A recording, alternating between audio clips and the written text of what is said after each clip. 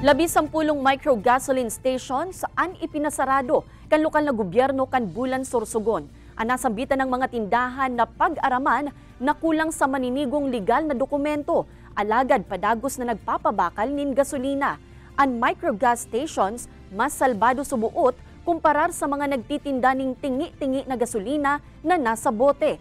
Alagad, kay puhan man giraray na magkuanin permit ang si isayman na maoperar kaini. Obheto kaini na masyerto ang seguridad kan publiko asin malikayan an anumang aksidente.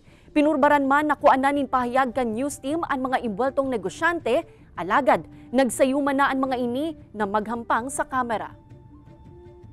Na bago po mag-operate ng ganitong mga negosyo, dapat compliant muna sa Department of Energy. Bago magsimula ng ganitong business, dapat kumukonsulta muna sa opisina dapat.